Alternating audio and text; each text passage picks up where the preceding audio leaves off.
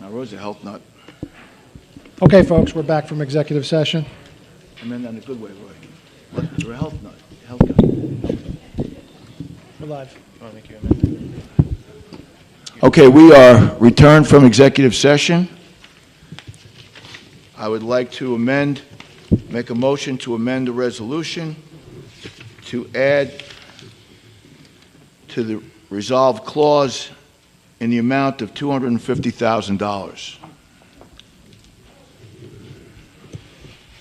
Do I have a second? Second. Voting, Councilmember Lester. Yes. Councilmember Reinhardt. Yes. Vice President Fiamora. Yes. President Finn. Yes. Continue. Any comments from the public? Well, hold on. John made his comment already. We made our comments in the executive session, right? No. We No. didn't. Yes, we did, but I'm allowed to comment Hold on 1 publicly. second, sir. Okay. I just want to say, I'm sorry, I Jump the gun? I jumped the Hang on, gun. John, it's just a second. I'm going to reserve my comments until it's time to vote. Come on. Okay, all right, thank you. All right, great. So, good evening, council members. I'm John Ashmead of 38 East Beach Street. Nice to meet you. You got to pick the mic up a little bit. There you go. Let me start. He's not counting my 33 minutes yet, is he? Okay. Let me start again. Good evening, council members. It's John Ashmead of 38 East Beach Street.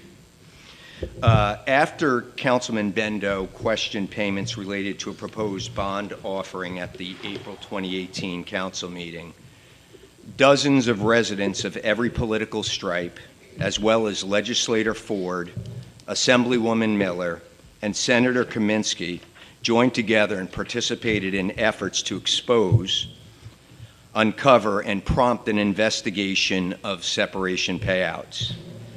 The DA's office and the State Comptroller's office investigated only after getting hundreds of calls and emails from Long Beach residents. This was covered by Newsday, the Long Beach Herald, News 12, Fox News, and other outlets. All of our efforts were made much harder by an administration determined to frustrate those efforts at every turn, including flatly misleading the public, delaying or denying responses to FOIL requests, including denying the ability to find certain documents like the former Corporation Counsel's unauthorized agreement, and even hiding that they retained outside counsel despite being asked about that on the public record 10 times over a year, and each time denying it, including the former Corporation Counsel. This is not my personal view. It's in the DA's report, the Comptroller's report, other written communications from them, and in the public records, such as council meeting transcripts and videos, as well as many press reports, and you can see that for yourself. The most important thing to me as a resident, as a taxpayer, was then and remains that this never happen again. And it will never happen again only if city officers and employees know there are actual consequences to paying out funds that are not due and owing under the city charter, the Code of Ordinances, and the CBAs. So this is not just about that administration, it's about all administrations after them. I am a lawyer for over 30 years and I counsel clients every day in disputes. I recommend to clients to settle in many cases, sometimes even when they are 100% in the right factually and legally. However, those are commercial disputes. The improper separation payouts and the officers of this city who allowed that to happen and who personally received improper payouts and then hindered the investigations, that is not a garden variety commercial dispute. That is not a trip and fall on the boardwalk. That is not an employee dispute about a termination. It's an issue core to the health of this city today and in the future. It's about people placed in a position of trust in charge of a $100 million budget funded by the taxpayers. And to actually pay a person whom the authorities said had an improper agreement and an improper payout is beyond the pale.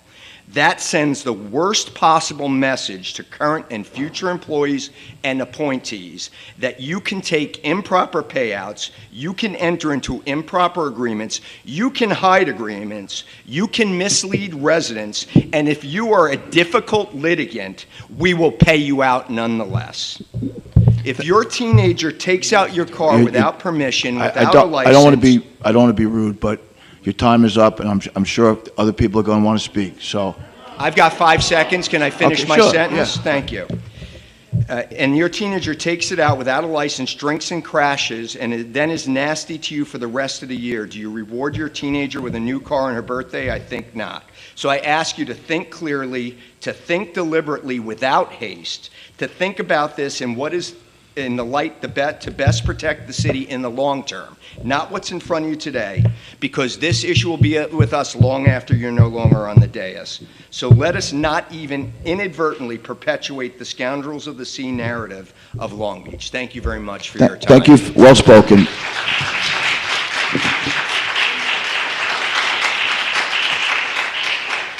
I'll make a comment to that, respond.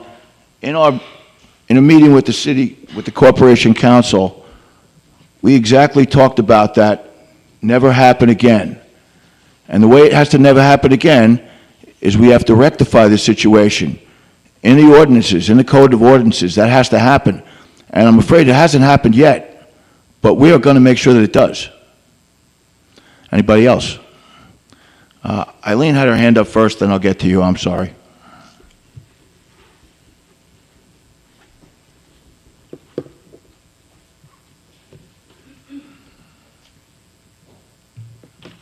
Eileen Hessian, Long Beach. There were no backup documents for item 4 regarding this Agostisi settlement. So I'm going to discuss the past, present, and future of it. In the past, for those who weren't here or weren't paying attention when Rob Agostisi was here, he was our corporation counsel, the lawyer who was supposed to protect the city from illegal situations. You can look online to see articles in Newsday and the Herald, as well as investigations from Nassau DA Madeline Singas and State Comptroller DiNapoli. Here are some of the things that Rob did. In a major payout scandal, he was overpaid by thousands of dollars for vacation and sick days. He did not return any of the overpayment. He took a separation package, but didn't separate. He took over $20,000 for doing the job he was hired to do. He took large drawdown payments. He gave himself an illegal contract against the City Code of Ordinances, which contained a confidentiality clause, which goes against the city's Code of Ethics and Transparency. He ignored foils regarding his contract, but refused to release any information until after he resigned. He worked with the LGBT network, who held a Pride Week in Long Beach and then refused to pay the city's agreed-upon fees. As soon as he resigned from the city, he took a job as chief legal counsel with the LGBT network. Singas and DiNapoli recommended the city seek to recover the payments. So the city sued Agostisi for $889,000 plus punitive damages. Agostisi countersued. Now the present. It appears item 4 means there will be a monetary settlement with Agostisi. Long Beach did not lose this case. There was no trial. Despite having a highly paid corporation counselor, a staff of city lawyers, and other outside legal counsel, the city chooses to settle cases, stating that it is cheaper to settle than to go to court. Agostisi ran off with taxpayer money that he knowingly did not deserve. He knew it because he was corporation counsel. He did not pay any of it back. Even Jack Schneerman paid some of it back. And now the future.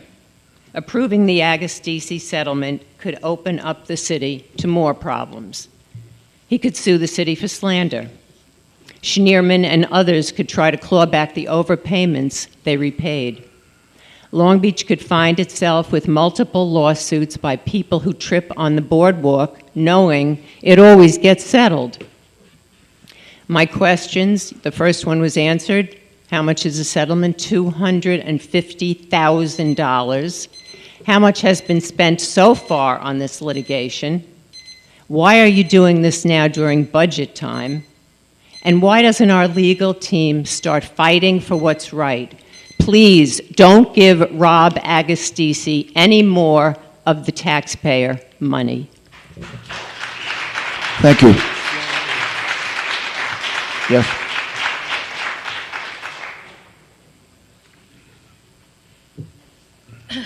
Nora Egan, Long Beach. I'm not going to be as long as Eileen and John. But I would like to request that you guys table this item for multiple reasons. One is the public is aware of the reasons for settling and the amount, but now you announce the amount. The agreement that he had was against the charter and the ordinance at the time, and we had multiple problems foiling and getting responses to foil. So I've had like the complaint for a while, but I actually took time to read it today, and I got halfway through. And Mr. Cohen, I'm sure you've read it. I'm sure all of you have read I read it. it. So did you notice any of the discrepancies in The it? 65-page complaint? Well, pretty much, yeah. I took 17 pages of notes. Okay, but did you notice any of the discrepancies in it? And perhaps you didn't because you weren't involved at the time, and you certainly weren't involved with the organization that is misrepresented in this complaint. So I'm questioning why we would be settling something without checking all the details of what he or his lawyers have provided you. Like, why would we not, like, go back? How do you know we didn't check the details? How do I what? How do you know we didn't check the details, or our corporate counsel didn't check the details? Because the organization that is named in it is Who's the incorrectly named. organization? Who's the organization? New Wave, they're named as New Wave Democrats. Right. They were never called New Wave Democrats. The years that they cite, we were never an organization at that That's stage. for the punitive case, but for the city case, This- how do you know that the city didn't check the details? Well, I'm just asking, did You're they? asking, you're assuming, you're not asking. And I- when you ask the question, say, Okay, did so you, did you check? Did you check them? Yes. And That's asking. And how did they answer that? Did they come back and say that, okay, we made a mistake on that part? No. He mentions like that we were part of an election that we were never part of. Part of what? We were part of an election that New Wave Democrats, which never existed. I don't. So I don't isn't it speak to an relevant that- organization I have no affiliation to. Right, Yeah, that's we what I'm represent saying. the city and the taxpayers, that's it. Right, but Yeah. you're representing, if you're not going to Again, represent. that's a punitive case. That's against the New Wave Democrats. That's why certain people aren't sitting here. That is not the case that we're talking about. But there was no case brought against the New Wave Democrats. There is, yeah. That's why John had to recluse himself. But New Wave Democrats never existed.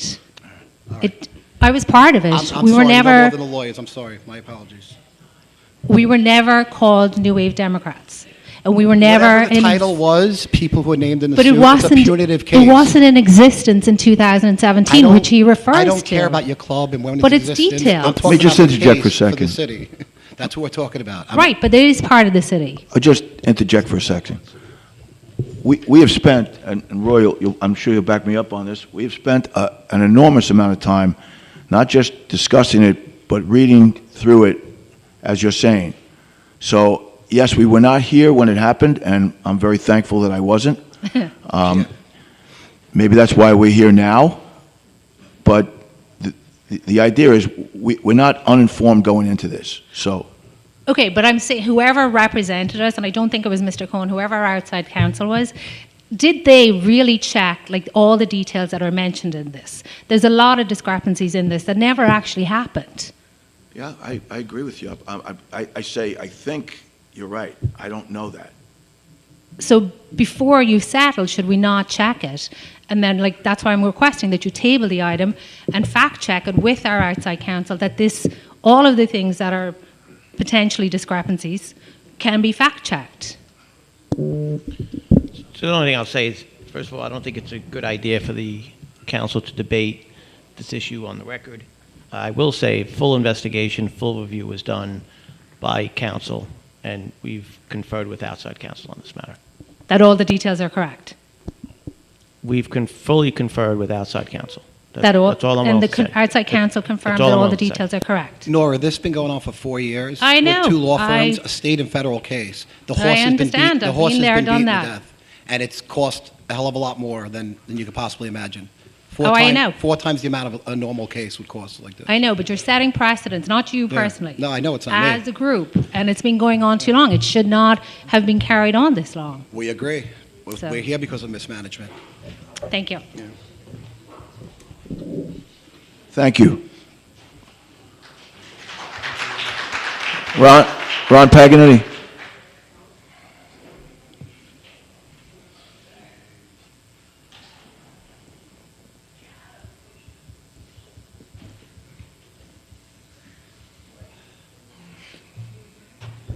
Evening, Council. Ron Paganini, 62 Harmon Street. Good evening.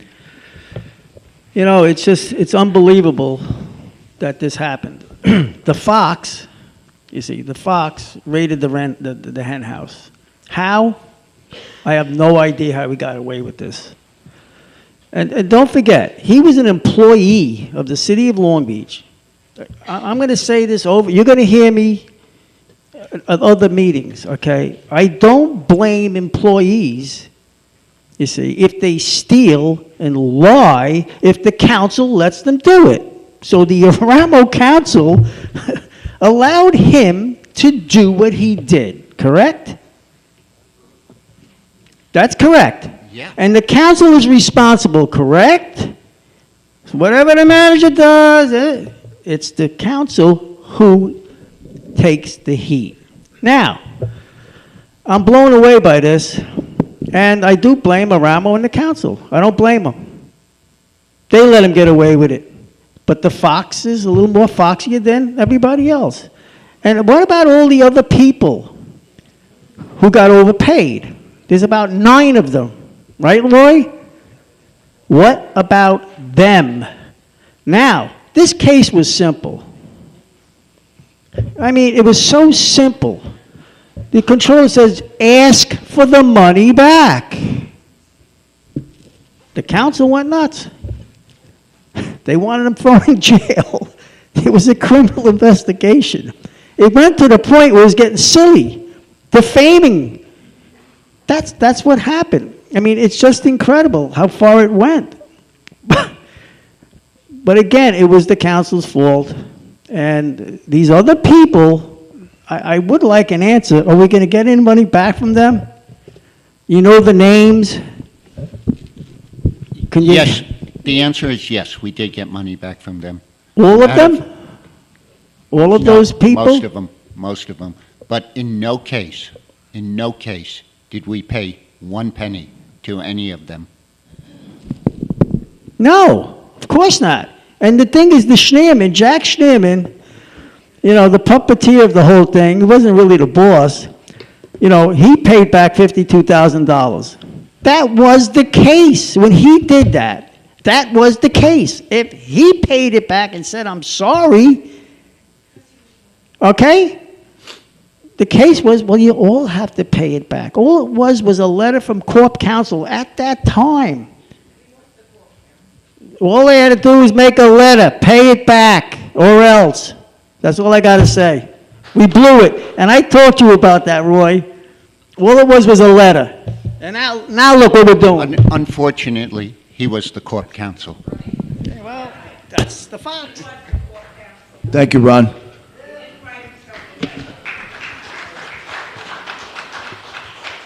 Denise. It was the city manager's fault.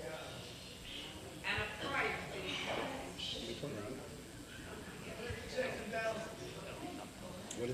Denise Ford, Ohio Avenue.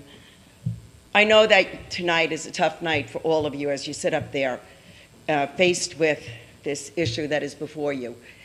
And you hear from the previous speakers, you weren't around, or maybe you weren't intimately involved with the work and the fight that we put up in regard to these illegal payouts that were orchestrated by Jack Schneerman and Rob Agostisi.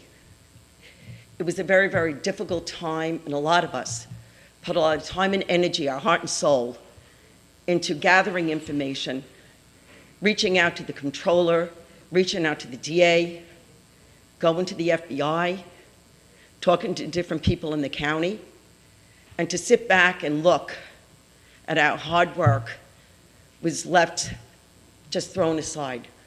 It was very painful to find out from Madeline Singas that she didn't have the decency, had she taken the right movement, and in my belief, not allow politics to shadow our judgment whether or not this was a crime or not.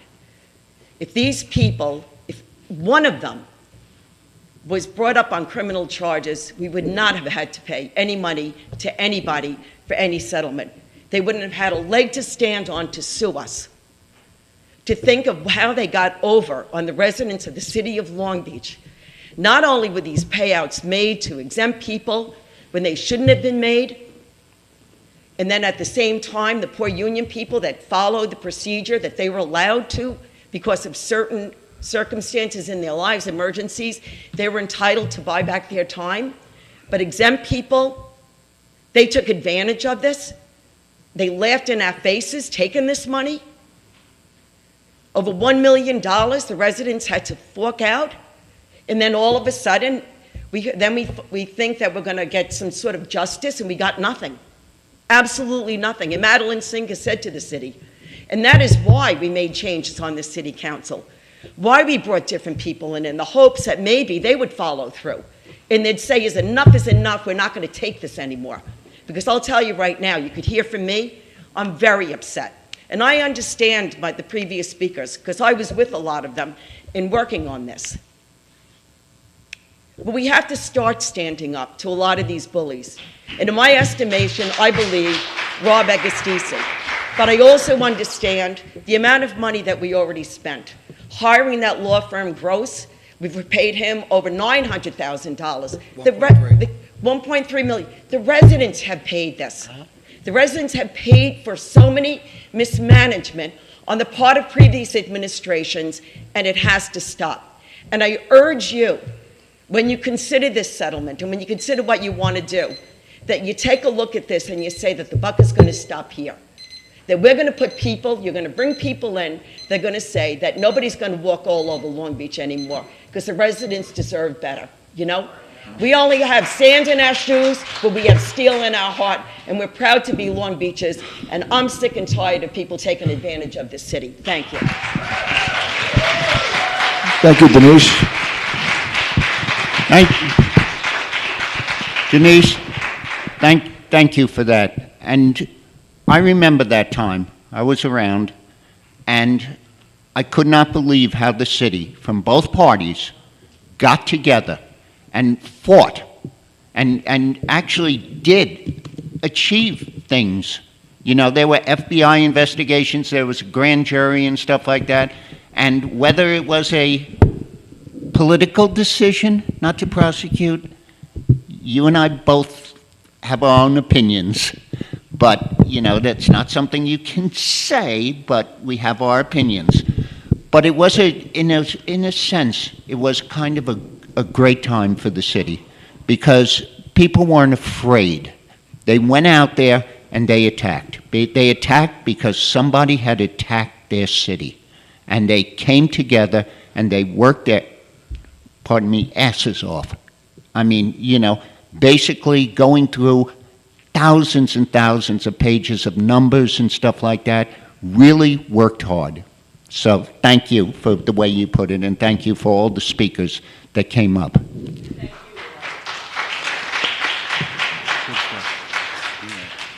Any other comments from the public? All right. Thank you.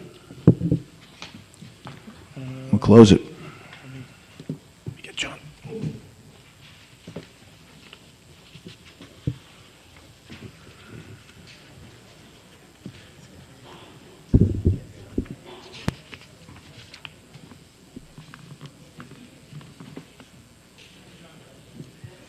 You ready for them? I have them. Yeah.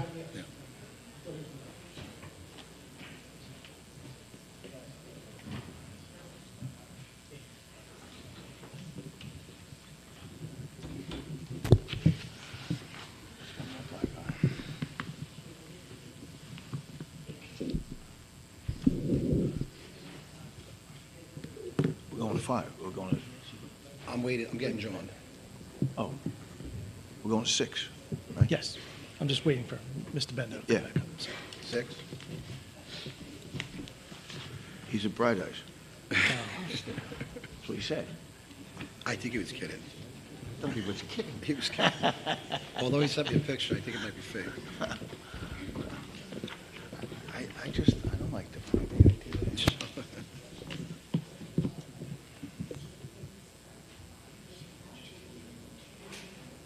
Oh, here he comes.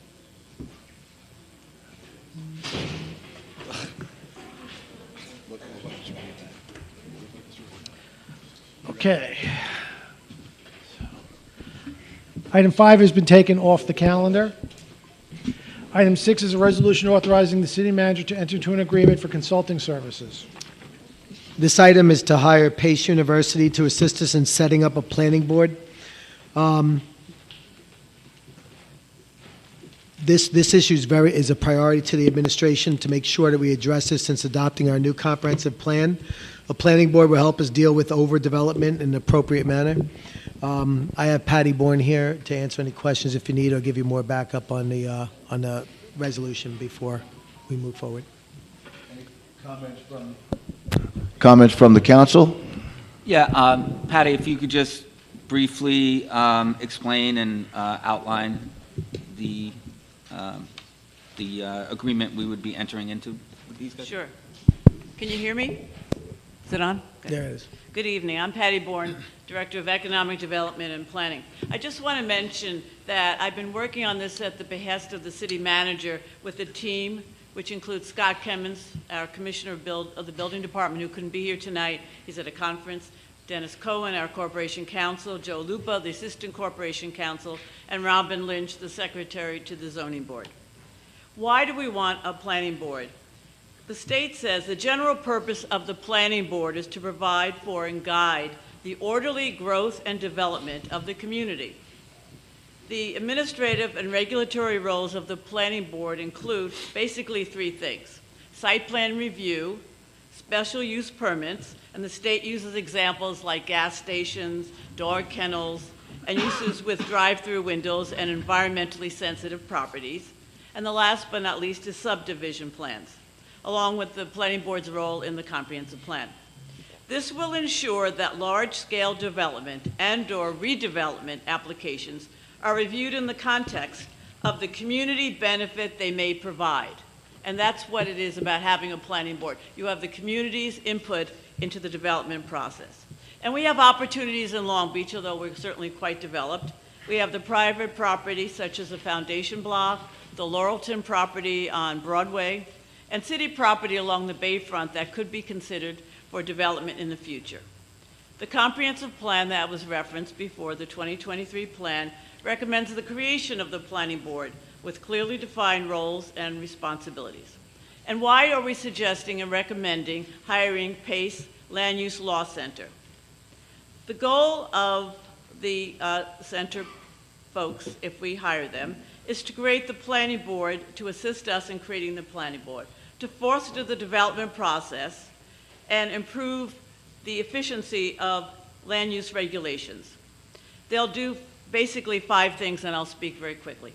The project will include a comprehensive analysis of the existing city procedures. In other words, what are we doing now in land use development, and develop best practices. This will include reviewing and working with the Zoning Board of Appeals as well. 2, they'll assist with the stakeholder process to select candidates that are appropriate for the planning board. 3, train the planning board members and other land use staff and boards, and assist users like our local residents, business owners, developers, engineers, architects, people that would come before the planning board and be involved in land use issues. And final recommendations with identified steps for implementation. They will also be involved in a component to review, update, and expand our forms and to procedures so that they are in accordance with the new planning board. And just a moment on Pace, why we selected this firm. They have unique qualifications. Pace University Land Use Law Center has been doing this work for over 30 years. And they have worked through their process with over 4,000 land use leaders, and they have resulted in the adoption of new and innovative land use practices in over 200 communities. I won't name them all, obviously, tonight. The 2 folks that are involved that are proposing to do the work for us, Tiffany Zazula and Jessica Bachler run the program at Pace University, and they are both attorneys, planners, and are great at community engagement, which is so critical. They have conducted training for communities throughout New York on land use processes, including several programs on Long Island. They had a grant a few years ago after Superstorm Sandy, and several members of city staff, along with some of our business owners, were fortunate to take for free one of their courses, and we all found it very helpful to better understand rebuilding dynamics after Sandy. And if you have any questions, I'll be happy to answer them. Just one clarification. I think, Patty, we removed the item number 2 that, of the items that Pace was going to do for us. I think the second one we removed, as far as choosing. Oh, did I say that? I'm sorry if I did. No, I said assist with it. Oh, so the city, of course, that's a very good point, city manager, would be doing the selection, but they would assist with job qualifications, how often they need to meet, so that both the city council and the city manager, as well as potential candidates, know what it means to get involved in this process. Thank you. But no, they would not be assisting with the selection. Thank you, Patty. And I'll speak for myself right now. I'm extremely happy that this is moving forward as quickly as it is. It's one of the main reasons why I ran for this position. I think it's probably one of the most important things that can happen to Long Beach at this time and going forward. So I appreciate your efforts, and I think we're moving in the right direction. Thank you. Thank you.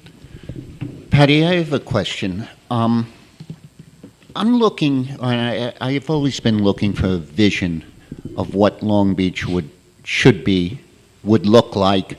Now, when we had the comprehensive plan years ago, I remember going to a meeting and there were poster boards and, it was just really, it gave a vision of Long Beach in the future. Now, that vision wasn't acceptable to a lot of people, but it gave a vision. Is this what a planning board would do? Actually address a vision, or how does that vision come about? That's a very good point. The comprehensive plan, which was adopted last year, the 2023, was a community engagement process where we do have our vision there in a broad, general sense. Way too broad. The one back, when was that? In 2016, 18. Yeah, there were issues with that because it probably was too specific and concerned people with overdevelopment, which is why we did not go in that process again. Yeah. The planning board, under state law, would take the lead for the city on updating the comprehensive plan for the future and consider the elements in the plan and look at other specific plans. For example, one of the things we may want to do in the future is consider a bayfront plan. Just look specifically at the city-owned property along the bayfront and how it should be most effectively used for residents. And they would help with that process, and they would help direct the staff along with the city council and the city manager. So nobody would be creating a general vision for Long Beach? Well, we have a general vision, but more specific. Well, that's very, very general. Well, I mean, at the behest of the city council and the city manager, we can work certainly at any time on a more specific vision. We'd be happy to do so.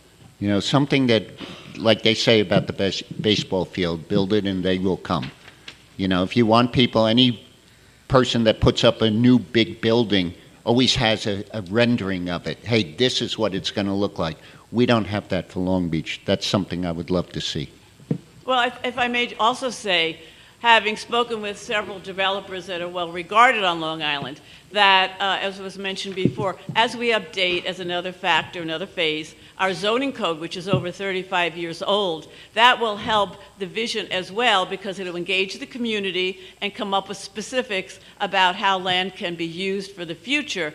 And that makes developers happy because it saves them time and money because they know what the community wants. They understand the vision, so it's consistent with what you're saying, and they understand what should be done for the future and make the process a lot more efficient and a lot more community-minded. Thank you. Thank you. I just want to clarify, though, this planning board that we are speaking about right now is not to be confused with the one that just submitted the comprehensive plan. This is going to be a different planning board that is responsible for zoning codes and dealing with developers and landowners who want to make changes to the land. So, right, this is not about, It is about vision, but it's more specific to building.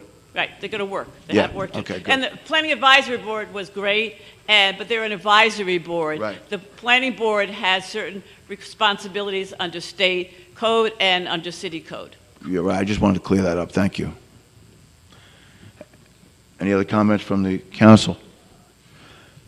Comments from the public? Steve?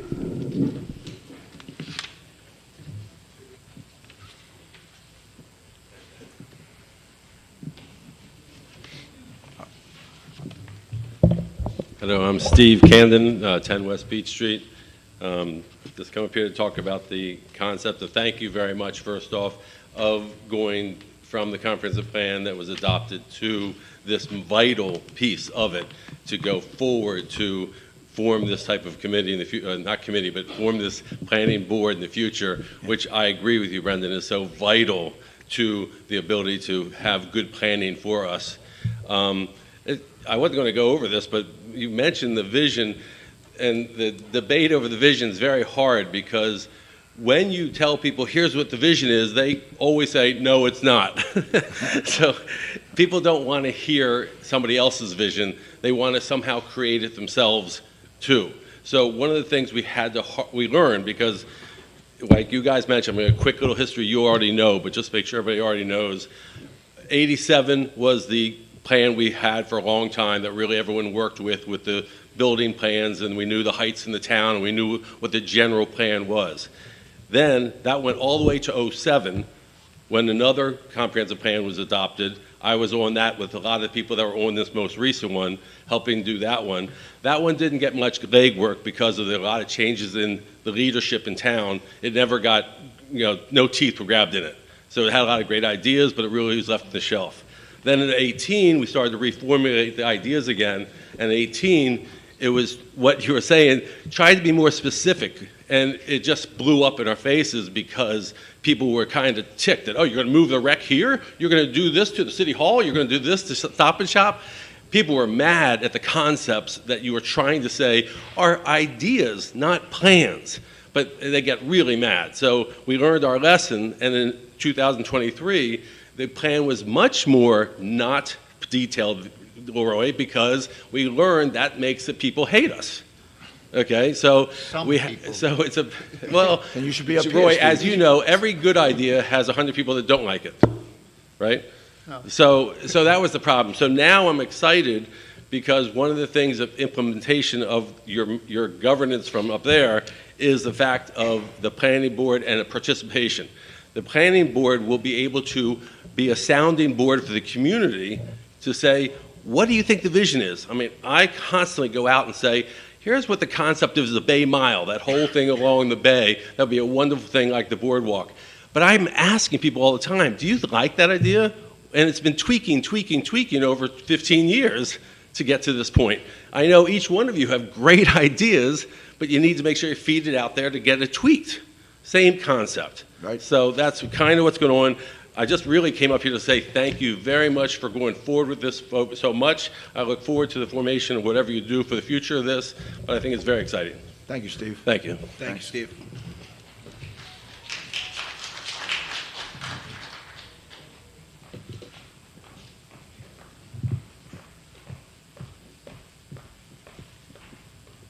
Hello, it's my first meeting, so I'm Marissa Ferrara. Welcome. I live at Coolidge. Thank you for having me.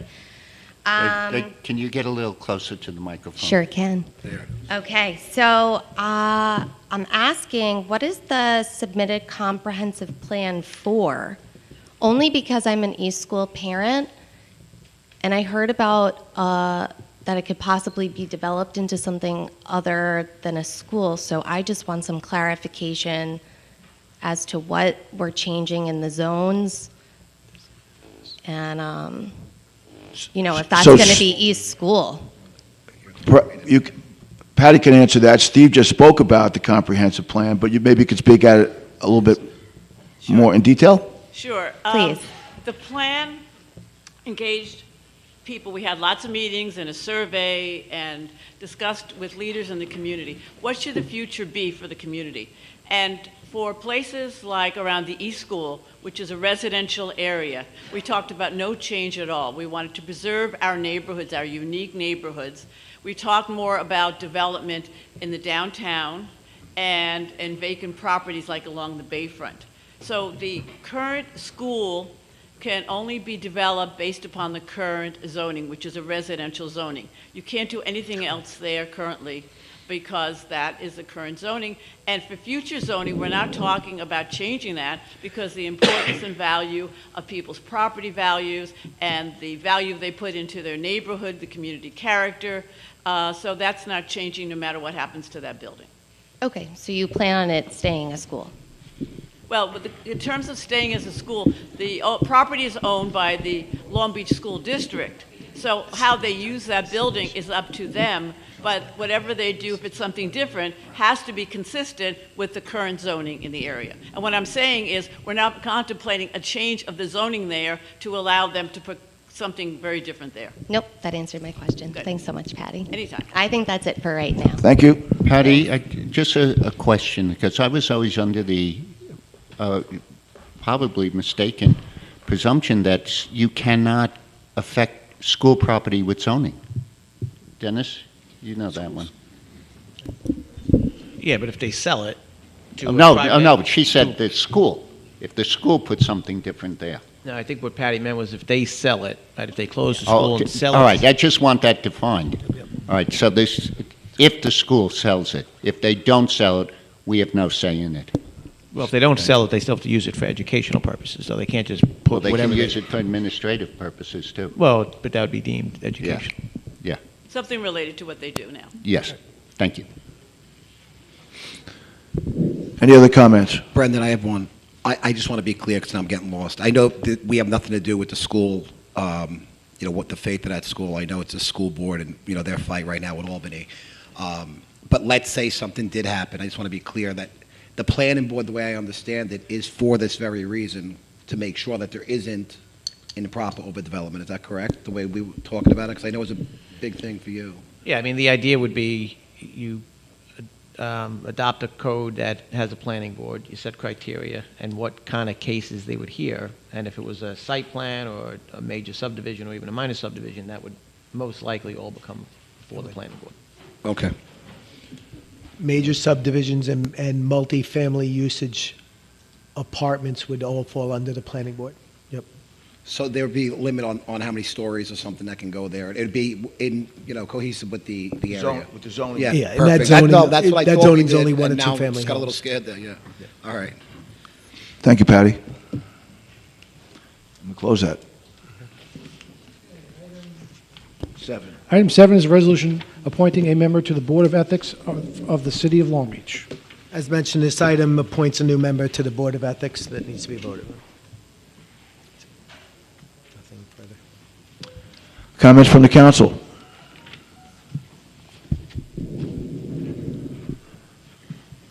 This Board of Ethics is something that we've struggled with for quite a while. And we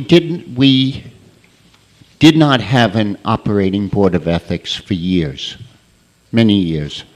And it was something, especially given the situation that we talked about earlier, it was something that was lacking in this city. So somehow we put together the Board of Ethics, and I don't know what happened. It got reduced, and we changed the charter, or the Code of Ordinances, so that a council member did not have to be on the Board of Ethics, which is probably a good idea. City official, right? What? It was a council member or a city official. No, I think we kept city official. I'm not sure. Okay. Did we, Dennis? No, we took. council's ex officio. It was both removed, both the city council, it was either or. It could be either a Yes, council either or. person or an employee. We took them both out. And they're both out? Yeah. But you're still, the corporate council is still ex So officio. corporation council's ex officio, yeah. So anyway, which was probably a good idea. But now we're faced with the kind of situation that in my personal opinion, I don't think is proper. And that is the individual who is nominated, who I know quite well, I've known him since he was a little kid, and is a very fine individual, but was the city manager's running mate in the election prior to this one when the city manager ran. And I don't think, my personal opinion, that political people should be on the ethics board. And, I get pushback on that. Well, what's a political person? But if somebody ran and they were the running mate of the city manager, I think that's more than political. And considering there's so many other boards to go on, I think it's not really a great choice. And in order to do this, somebody else who volunteered for the board is being removed. And when we were desperately seeking people to be on the board, this individual did not apply. So I don't know what suddenly spurred the desire to be on the board, but I just don't think having politicians on an ethics board, zoning, anything else is different. But having politicians on an ethics board, I think, is a bad move. That's my personal opinion.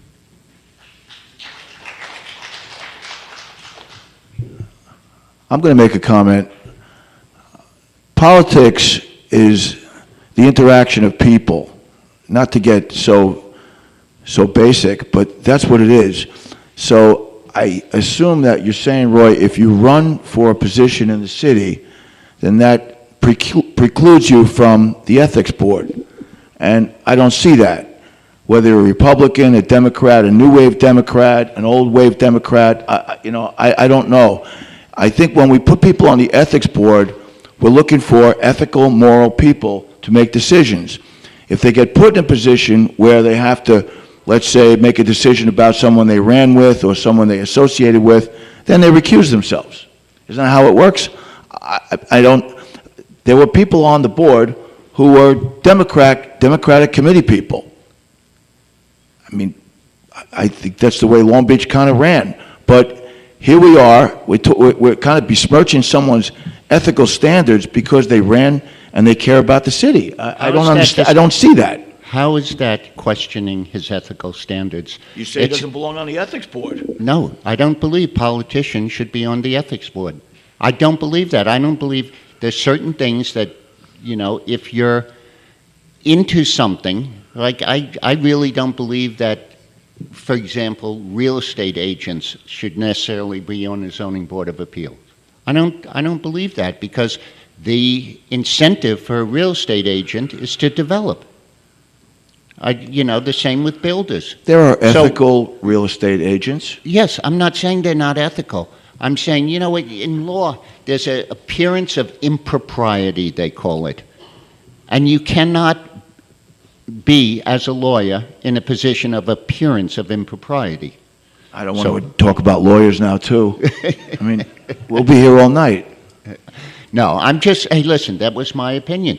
Your opinion is that anybody who talks, and you said it, anybody who interacts with anybody else is in politics. I don't find that. I find somebody who runs for office with a set party into politics. I don't believe everybody who talks... Fairly well. I think he's an altruistic, upstanding person, and I commend him for volunteering to serve his community. And, when he ran for office, it was somebody who was looking to serve their community. And I think that's something that's to be celebrated. So I don't have an issue with it. Thank you. Anybody else? The public. Is that Christina back there?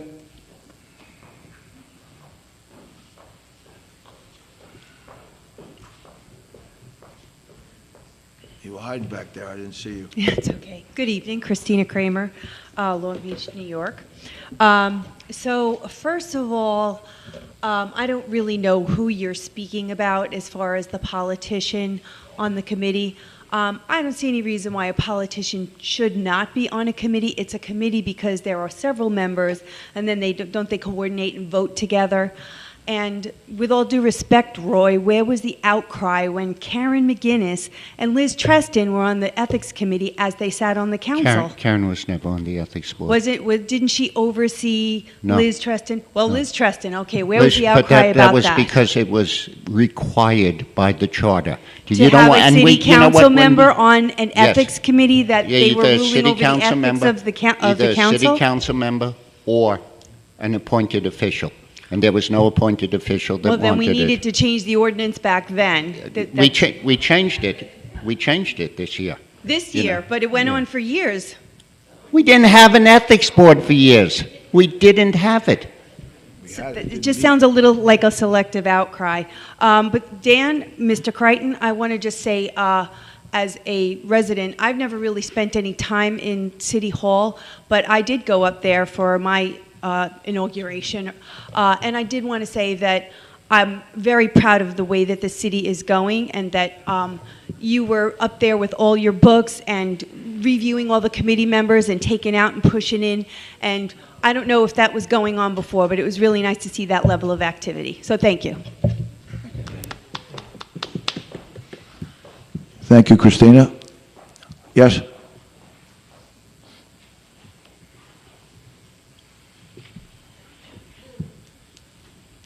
Nora Egan. I admire anybody and everybody who steps up, but can you just clarify, like, the wording that Felicia Solomon's been removed? Why was she being removed? Is there a term up, or? Yes. There are no terms. The terms were over. There are there's no terms. There's no terms. There are no terms. They're appointed. They were but doesn't every board have a term? No? No. No. Okay. And was she asked, like, if she wanted to stay on, or? She was, I believe she wanted to stay on. She did want to stay on? Yep. Okay. Well, good luck to Mr. McQuaid. Thank you. Any other comments? Yes?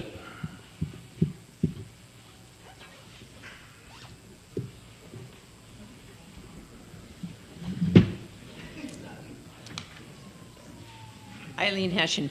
Maybe I'm asking the same thing that Nora just asked, but why was Felicia removed? That's what I'm questioning. You wanted an empty space? If she wanted to stay on, why was she removed? Was she unethical? No, that was just, we wanted to put someone else on. I knew John. I got to know John very well over the I know years. John. I find him a I very like ethical John. person, and I felt that he was a good fit for the ethics board. And to make room for him, I removed somebody. Well, I feel And kind of and I sorry for find it- Felicia. She volunteered to be here. She wasn't chosen. So She did was- John. John, I interviewed everybody for every okay, position thank on you. every board. Yep. I'm sorry, John applied when we were looking for people? John- We were never told that. So when I We came were in told as- we didn't have the people applying. You were told that by the ethics board that was in office before we came into office, right? That was the suggestion that was made by the previous ethics board to reduce the number of members that was there. There was the representation from them, the board that was in place while you guys were city council. Right, and we were asked- told, I'm sorry, Can I Dan, one finish what I'm second. saying? Let me finish what I'm saying. Okay. So when I came into office, I asked every board that's out there for vacancy, every vacancy that was out there, please apply for any position. We said it in city council meetings. John applied after that point. So we had people that Lisa Spar requested to be on it after we had that application process open. People applied. I interviewed everybody that was on committees, as well as people that were not on committees. I chose the 5 best people I thought would be perfect for that board. If there's 5 positions on the board and 6 people apply, I have to pick 5. I can't pick 6. There's 5 positions. I picked the 5 I thought were the best for the But you are precluding somebody who actually applied when we couldn't find people. But that's not the point. The point is that the ethics board had 7 people on it. And it was reduced because we were told we could not find 7 people. We could not find anything more than 5 people. Now it's turning out that wasn't the case. You had Lisa Spar, who was there. And, you know, if there were 7 people, you wouldn't have to remove anybody to put somebody else on, do you? I can't speak for how they came up with the recommendation before I was here, Roy. This I vote could tell happened you- when you were here. I know, This vote we happened- changed the resolution when I was here, based on the suggestion from the Ethics Board before I was here. But the And that was suggestion- your Ethics Board that you brought here, that resolution was brought forward by the Ethics Board that was in place, that you're saying we should keep on. And I'm I confused on what you- asked publicly why it was being reduced. And I was told because we could not find people. By the Ethics Board. No, not by the Ethics Board doesn't appoint themselves. But wasn't that you and your previous administration, when Lisa Spall came up here? The we. When you say we, who are we talking about? That was you and your previous administration. I'm telling you, It this was is you what and your I'm- previous administration. Oh, the So previous- who's we? We did I just not. wonder who the we are. previous You have a mouse in your administration pocket? Did not reduce it from 7 to 5. No. This The administration new administration reduced did it. it based off the fact that people came up here and said, you guys told us that you couldn't find people. Your administration said you couldn't find people, and people came up here who are qualified people, a didn't tell lawyer, you. and this and that, and they were told. We didn't tell you we couldn't find people. That was told to us when you guys brought the. I didn't say you, so your guys. administration What said are it. you talking about? Yeah. The reduction. That came as, Reduction from that 7. came as a recommendation from the Ethics Board that was working during your administration. Which I believe you voted for. And I asked Which you about voted it. for. Yes, because I asked, is this because you can't find people? And I was told, yes. So if you can't find people, but now it turns out not to be true. All right, that's enough. Okay, good. John?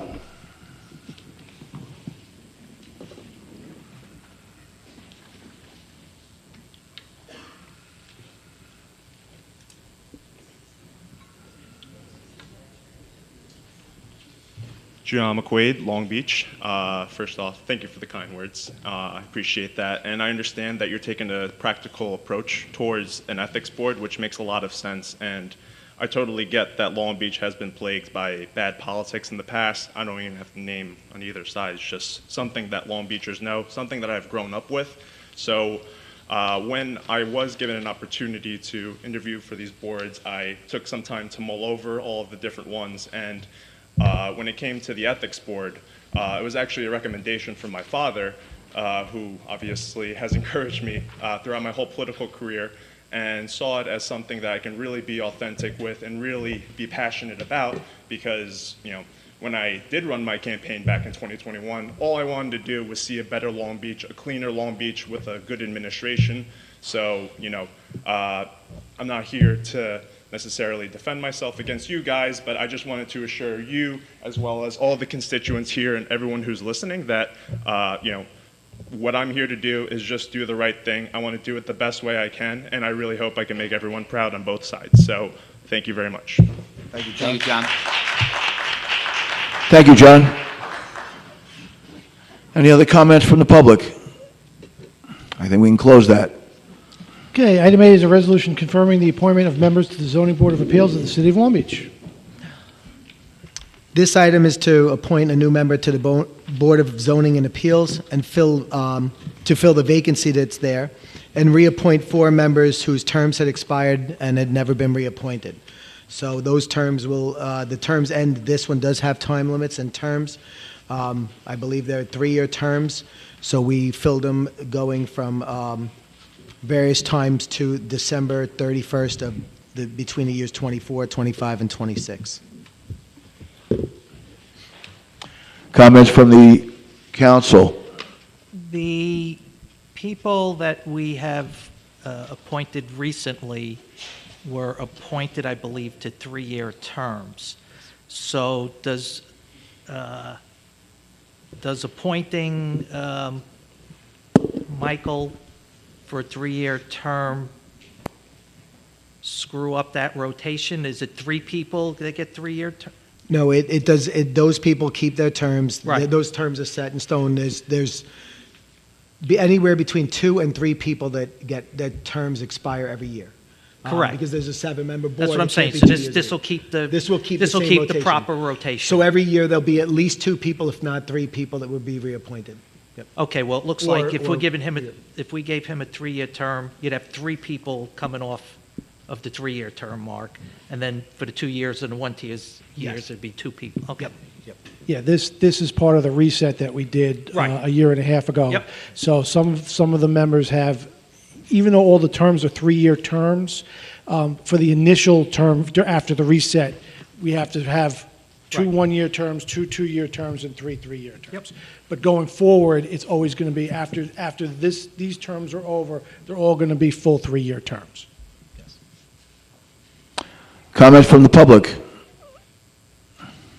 Okay, let's close that. Okay. Item 9 is a resolution authorizing the city manager to purchase sodium hypochlorite from the lowest responsible bidder.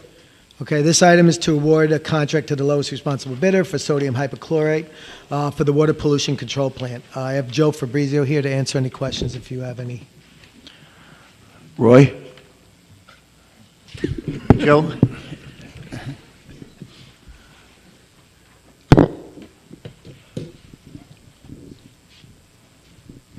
We usually get a water quality report. Is that every 2 years or every year or what? They do that annually. That's correct. I'm sorry, it's what? They do it annually, the water quality report. That has nothing to do with this agenda item, though. No, it does, because this is stuff that's poured into the water. No, this is wastewater that we're Oh, talking this is about? all- only wastewater? Yeah, this is wastewater. Okay. What happens is, we use, it's called sodium bisulfite, sodium hypochlorite, to basically chlorinate the wastewater when it goes into the plant. And then after it goes through the plant, we treat with sodium bisulfite, which actually removes the chlorine from the water before it goes into Reynolds Channel. So this is a Basically, process that's at the just out of wastewater treatment curiosity, plant. what happens to the chemicals? I mean, you put chemicals in a solution, and you put another chemical to neutralize that, but all the chemicals stay in when it gets pumped out into the... Yeah, I mean, these are regulatory requirements of the New York State Department of Environmental Conservation. You're supposed to chlorinate, and again, that's what the sodium hypochlorite is for. It's a liquid substance. And then at the back end of the plant, they have a new regulation that you actually, after you put the chlorine in, now you have to take it out before it goes into Reynolds Channel. So that's what, this is all like part of the processes at the wastewater treatment plant. And just so you know, there was 4 bids for this, and the low bid was $2.14, 2.149 per gallon. Last year's vendor was Twin County Swimming Pools at $1.29 per gallon, so it's actually a 67% increase, which is a pretty sizable increase. It comes out to about $59,000 a year increase. So we were working on the budget just now. We had to actually talk to the city controller. It has to be increased now because this is quite a very, very big increase in the cost for this chemical. But it is a very important part of the treatment process at the wastewater treatment plant. Joe, will the process change when the wastewater project is Yeah, we'll be out of the completed? business. We'll be out of the business, yes. Right. We won't have to buy this anymore, no. Right. Everything will go to Is this Bay the Park. swan song for this chemical? 3 years. Okay. Hopefully. Hopefully it's 3 years. But it's a necessary component of the treatment process. And we bid this out every 2 years. And unfortunately, the prices are going up through the roof for chlorine-related products. But I do recommend we vote on it, yes, because we need it. We will. Yes, thank you. Joe, do you have any indication of why it went up so much in the past I just year? think that's the nature of inflation right now, and especially anything related to chlorine. Like me personally, I have a pool, and chlorine is through the roof. Chlorine is the prices are like double for some reason. It's just the nature of the economy right now. Okay.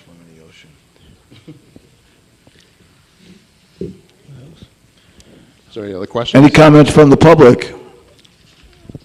Thank you, Joe. Thank you, Joe. You're welcome. Thanks, Joe. You're welcome. Okay, item 10 is a resolution authorizing budget amendment to the capital funds project budget. This is similar to other items we've had in the past where we get reimbursed money from a grant, and we'd like to just put the money back into the budget. It's basically refunding the money to the account for disbursements that we receive from the grant. If you have any questions, Joe's here, but we've done this before in other council meetings. Comments from the council? Comments from the public? Okay, let's close that. Item 11 is a resolution authorizing the city manager to enter into a contract for masonry work at various locations throughout the city of Long Beach on an as-needed basis with the lowest responsible bidder. Okay, so this is again to authorize the work for masonry to the lowest responsible bidder. These are line item bids, which means that each individual line item is priced out, but it will only be used as needed. It's an on-call contract, basically. So Joe's here again if you have any further questions on this. Just talk about what constitutes as needed.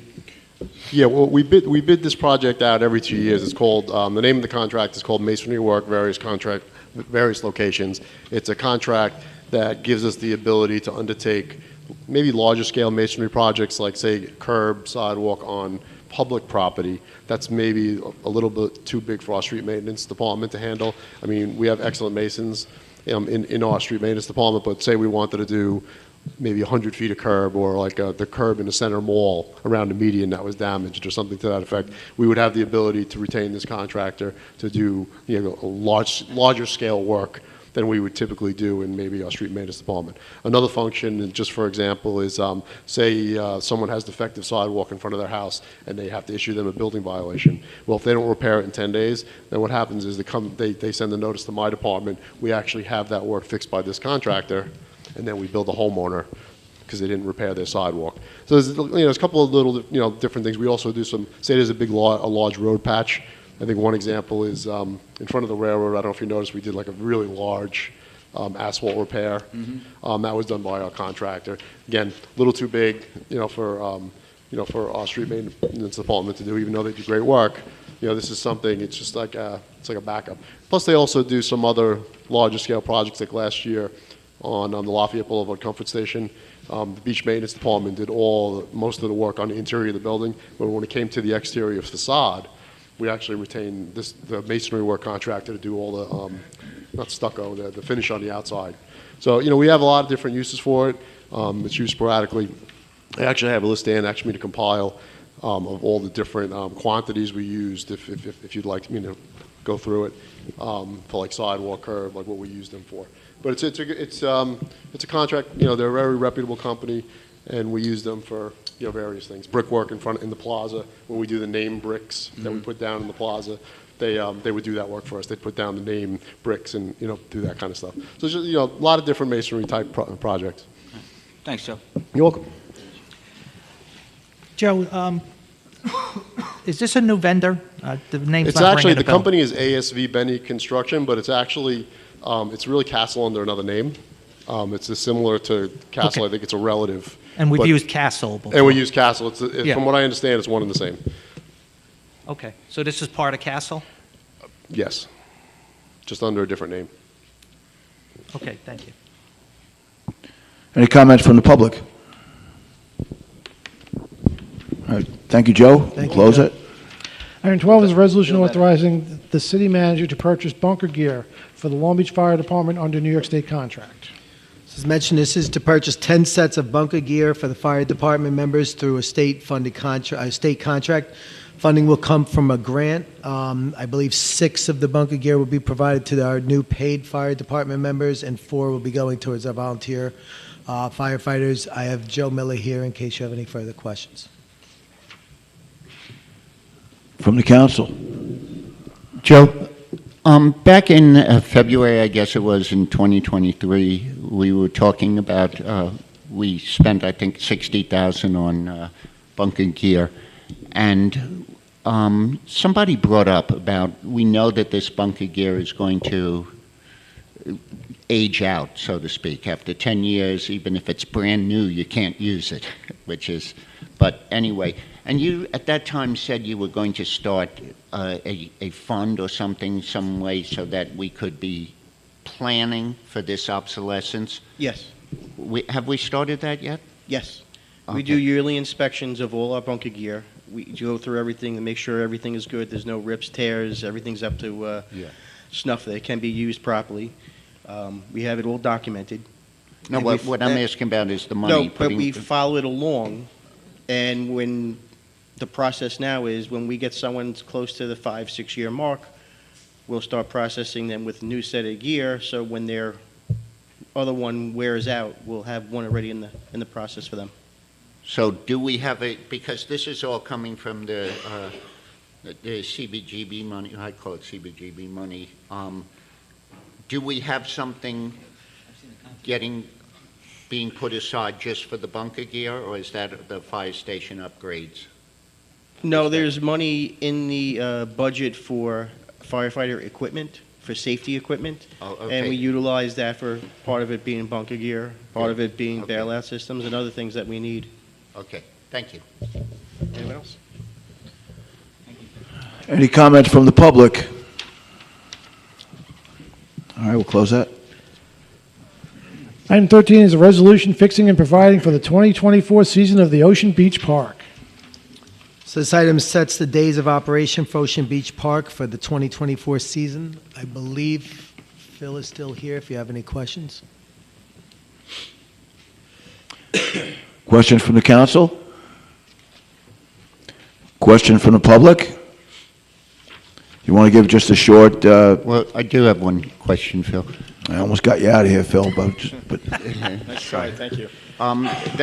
That week, and I know this is the way we always do it, but the week of June 15th to June 21st, it's when a lot of kids, are out of school, and in the middle of the week, you have the holiday, the June 17th holiday. What would it cost to keep it open the Monday, Tuesday, and Thursday and Friday? Wednesday? Yeah, No, Wednesday it's open. Oh, because it's... Yeah. We wouldn't be able to do that simply because the kids are in school. So the holiday day, the 19th, they're not, but the other days they're in school, so we can't staff the lifeguards or the beach park cashiers or ticket takers. Okay. All right, thanks. Thank you, Phil.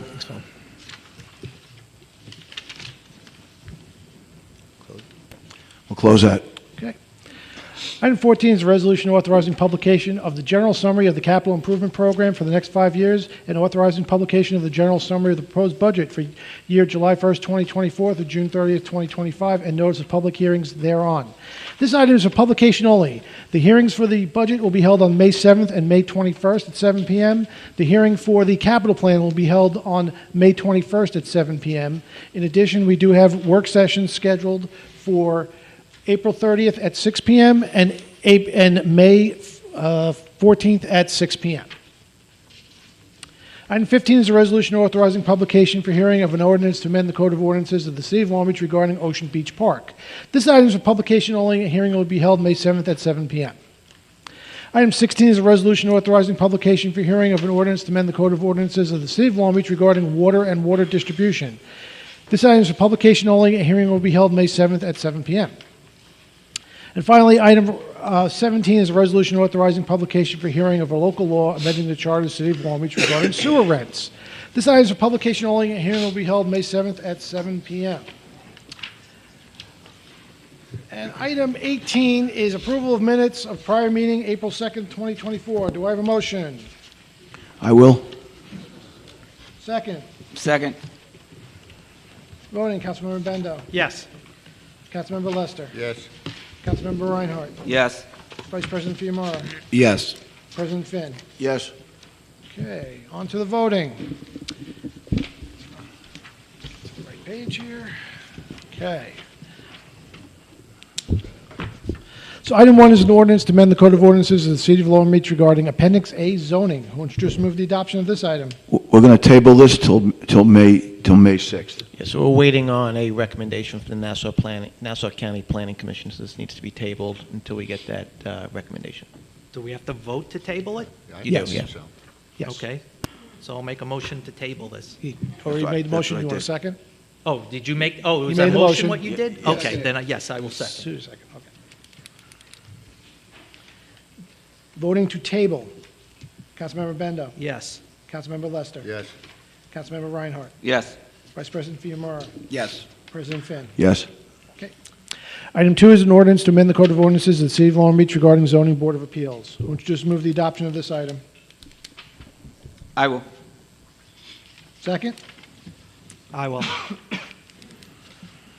Voting, Councilmember Bendo. Yes. Councilmember Lester. Yes. Councilmember Reinhardt. Yes. Vice President Fiamora. Yes. President Finn. Yes. Item 3 is a resolution authorizing settlement with Goodman Marks Associates Incorporated. Who will introduce and move the adoption of this item? I will. Second? I will. Voting, Councilmember Bendo. Yes. Councilmember Lester. This is an item to get $500,000 of settlement on a mistake that cost us maybe between $12,000 and $20,000. I don't think it's a good move. No. 12 and 20,000? Councilmember 20 Reinhardt. million, I'm sorry. Yes. Vice President Fiamora. Yes. President Finn. Yes. Item 4 is a resolution authorizing settlement of actions brought by Robert Agostisi in the city of Long Beach. Introduce and move the adoption of this item. I do. Wait, hold on. John's got to recluse himself. Just give him a second. Sorry, who moved that? I move. Second? I will. Voting, Councilmember Lester. Okay, I said I would keep my remarks until now. Personally, I'm disgusted by this. The idea that we're doing this so we could theoretically save money on legal fees, even though the quote we have to continue this case is half of what we're settling for. The idea is that ethics shouldn't have a price. You know, I used to tell my kids there's no right way to do the wrong thing. This is a situation that costs this city not only a lot of money, a lot of embarrassment, and a lot of heartache for a lot of people, and now we're paying one of the chief architects $250,000 after so much money was taken by him, and you heard what other people said. There were hidden contracts. There were denials of things that happened. There were people hired without the city council knowing about it. We paid money to attorneys to try to defend this. Not we. This was done without the knowledge of the city council. People say, well, why don't you have an ordinance prohibiting it? There was an ordinance. There was an ordinance prohibiting it, and it happened anyway. And now we're voting to give the individual involved $250,000 of taxpayer money. You know, it's shocking. I vote no.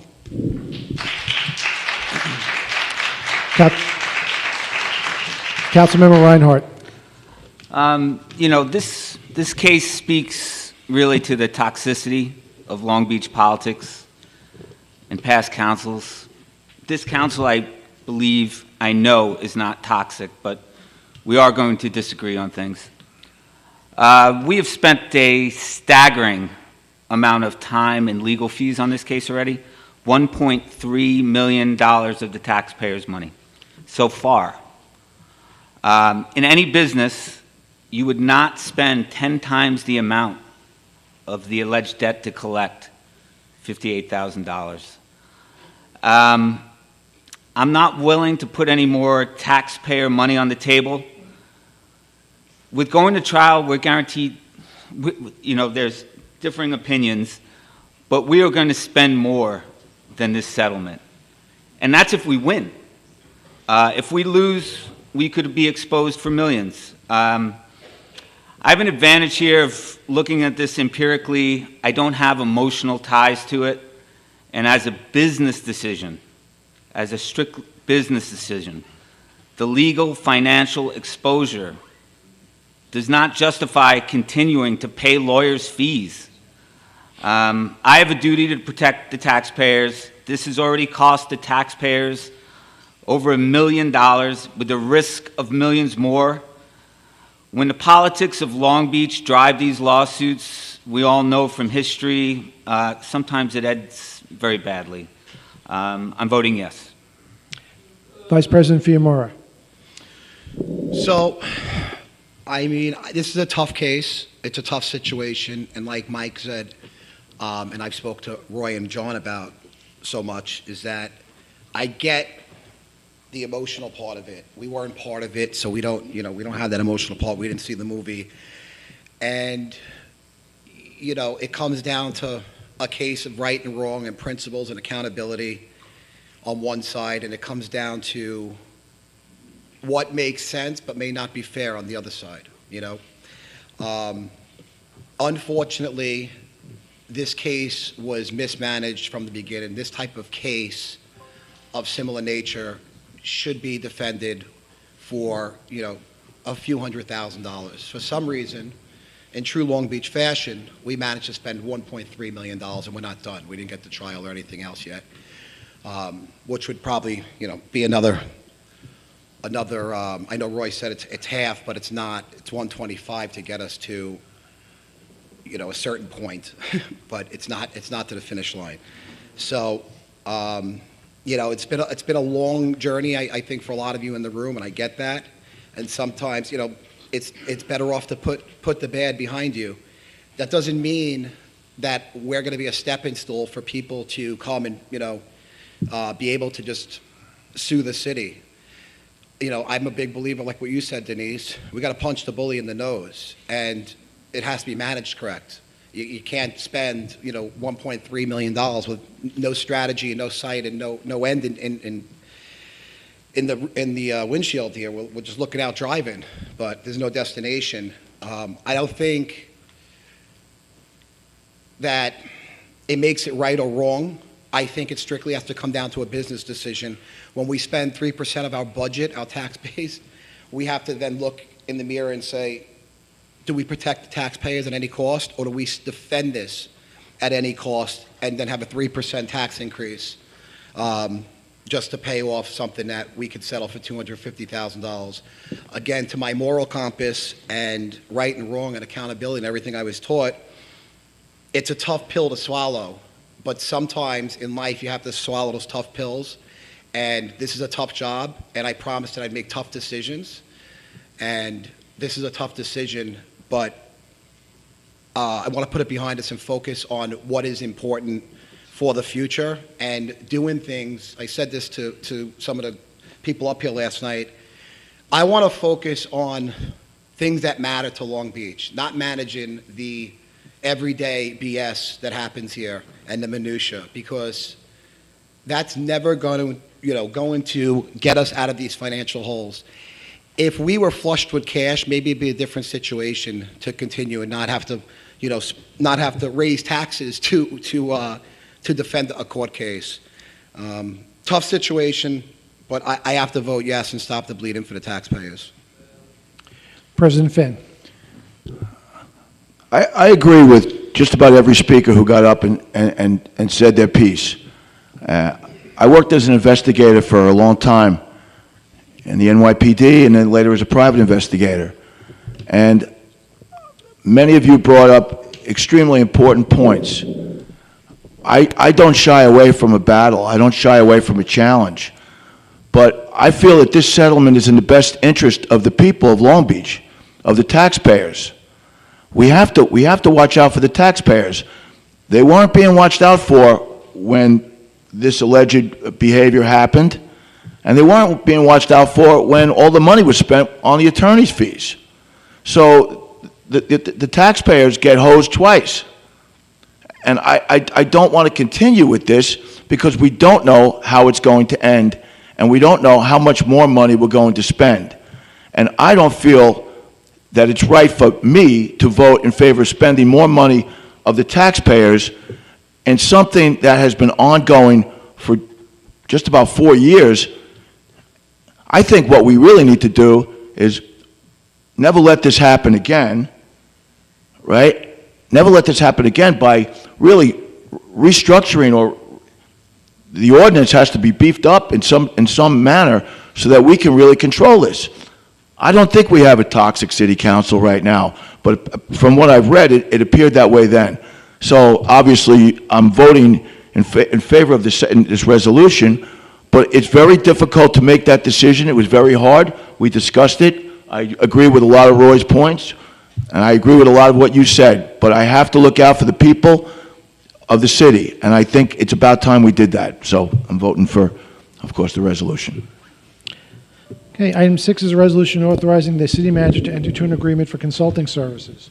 Who introduce and move the adoption of this item? I will. Oh, sorry. I could go back. No. Okay. Sorry, who had that? Brendan said, I will second. Voting, Councilmember Bendo. Yes. Councilmember Lester. Yes. Councilmember Reinhardt. Yes. Vice President Fiamora. Yes. President Finn. Yes. Item 7 is a resolution appointing a member to the Board of Ethics of the City of Long Beach. Who introduce and move the adoption of this item? I will. Second? I will. Voting, Councilmember Bendo. I believe that John could be an asset on a city board of commission. I truly do believe that. But at the same time, I believe wholeheartedly if there is any institution in this city which should be free of politics or even the appearance of the possibility of political influence, it is an ethics board. I have encouraged the city manager and my fellow council members, let's find another board or commission to put John on. I would wholeheartedly support that. But the problem is, for me, John was a political candidate. He ran with our city manager. He has a political appointment job at the county. John makes his views known about politics on social media. He's entitled to those views. But people or issues that go in front of the ethics board, there should be an expectation of the people going to the ethics board of impartiality, even the perception, and I'm not saying John can't be impartial, but even the perception of political leanings, in my opinion, is disqualifying for a position on the ethics board. So, John, this is not personal. Again, I would wholeheartedly support you on another board, but for this, I have to vote no. Councilmember Lester. I think I've made my views clear. There's certainly not a reflection on John, but it's a reflection on trying to make this ethics board something that people trust. And I don't think this was the right move. I vote no. Councilmember Reinhardt. I applaud John for continuing to look to serve the city that he's born, raised in, and looks out for. I thought he spoke very eloquently when he came up earlier. I think he's going to do a great job. I vote yes. Vice President Fiamora. Yes. President Finn. I want to echo what Roy said. We certainly need better ethics in this city. As a young person growing up and being cognizant of the dirty politics that Long Beach is famous for, I certainly hope that we have that way behind us in the rearview mirror. Echoing Mike, I commend anybody who wants to come forward and do something for the city. I appreciate it very much, and I think we all should. Having spoken with John and know him a little bit, I find him to be a very conscientious young man. He's not that young, but he's a conscientious person. I think he'd be good for the city. I think he'd be good for the ethics board. Of course, I'm voting yes. Item 8 is a resolution confirming the appointment of members to the Zoning Board of Appeals of the City of Long Beach. Who introduce and move the adoption of this item? I will. Who's that? I'm sorry. I think he said yes. Okay. I'll second it. Okay. Voting, Councilmember Bendo. Yes. Councilmember Lester. Yes. Councilmember Reinhardt. Yes. Vice President Fiamora. Yes. President Finn. Yes. Item 9 is a resolution authorizing the city manager to purchase sodium hypochlorite from the lowest responsible bidder. Would you just move the adoption of this item? I will. Second? I'll second it. Voting, Councilmember Bendo. Yes. Councilmember Lester. Yes. Councilmember Reinhardt. I look forward when we don't have to purchase this anymore. Yes. Vice President Fiamora. I agree with Michael, and yes. President Finn. Yes. Item 10 is a resolution authorizing budget amendment to the Capital Projects Fund budget. Who would introduce and move the adoption of this item? I will. Second? Second. Voting, Councilmember Bendo. Yes. Councilmember Lester. Yes. Councilmember Reinhardt. Yes. Vice President Fiamora. Yes. President Finn. Yes. Item 11 is a resolution authorizing the city manager to enter into a contract for masonry work at various locations throughout the city of Long Beach on an as-needed basis with the lowest responsible bidder. Would you just move the adoption of this item? I will. Second? Second. Voting, Councilmember Bendo. Yes. Councilmember Lester. Yes. Councilmember Reinhardt. Yes. Vice President Fiamora. Yes. President Finn. Yes. Item 12 is a resolution authorizing the city manager to purchase bunker gear for the Long Beach Fire Department under New York State contract. Would you just move the adoption of this item? I will. Second? I'll second it. Voting, Councilmember Bendo. Yes. Councilmember Lester. Yes. Councilmember Reinhardt. Yes. Vice President Fiamora. Yes. President Finn. Yes. Item 13 is a resolution fixing and providing for the 2024 season of the Ocean Beach Park. Would you just move the adoption of this item? Excuse me. I will. Second? Second. Voting, Councilmember Bendo. Yes. Councilmember Lester. Yes. Councilmember Reinhardt. Yes. Vice President Fiamora. Yes. President Finn. Yes. Item 14 is a resolution authorizing publication of the general summary of the capital improvement program for the next 5 years and authorizing publication of the general summary of the proposed budget for the year July 1st, 2024 to June 30th, 2025, and notice of public hearings thereon. We'll just move the adoption of this item. I will. Second? Second. Voting, Councilmember Bendo. Yes. Councilmember Lester. Yes. Councilmember Reinhardt. Yes. Vice President Fiamora. Yes. President Finn. Yes. Item 15 is a resolution authorizing publication for hearing of an ordinance to amend the Code of Ordinances of the City of Long Beach regarding Ocean Beach Park. Would you just move the adoption of this item? I will. Second? I'll second. Voting, Councilmember Bendo. Yes. Councilmember Lester. Yes. Councilmember Reinhardt. Yes. Vice President Fiamora. Yes. President Finn. Yes. Item 16 is a resolution authorizing publication for hearing of an ordinance to amend the Code of Ordinances of the City of Long Beach regarding water and water distribution. Would you just move the adoption of this item? I will. Second? I will. Voting, Councilmember Bendo. Yes. Councilmember Lester. Yes. Councilmember Reinhardt. Yes. Vice President Fiamora. Yes. President Finn. Yes. And finally, item 17 is a resolution authorizing publication for hearing of a local law amending the charter of the City of Long Beach regarding sewer rents. Would you just move the adoption of this item? I will. Second? I will. Voting, Councilmember Bendo. Yes. Councilmember Lester. Yes. Councilmember Reinhardt. Yes. Vice President Fiamora. Yes. President Finn. Yes. City Manager's monthly personnel report has been filed by the city clerk, who will make a motion to close the meeting. I will. Second? I will.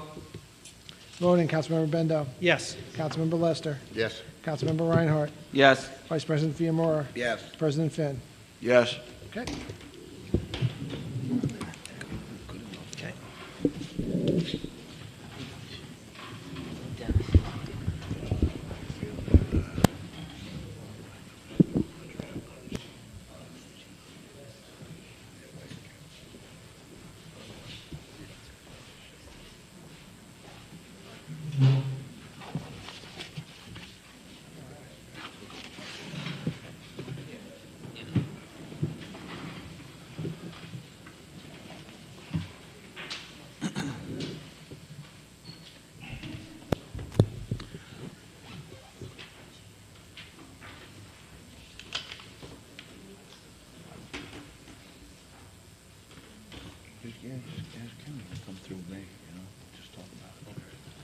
Ronnie Paganini?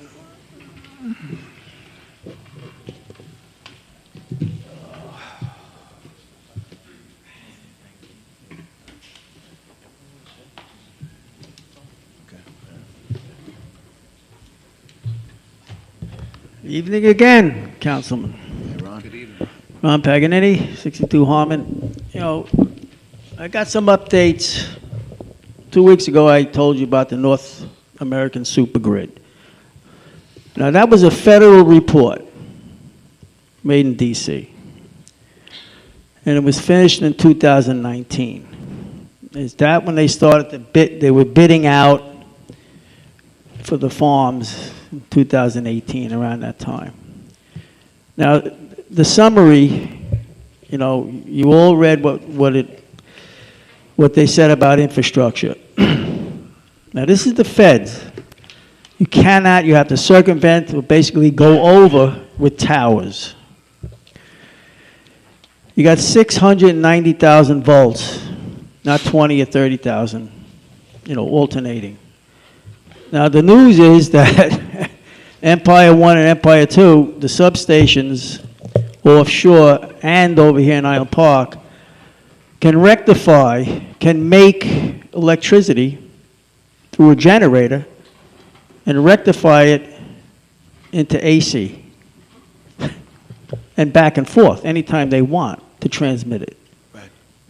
The DC current is much faster, so if they need a demand in Jersey, this is going to be a super grid for all over.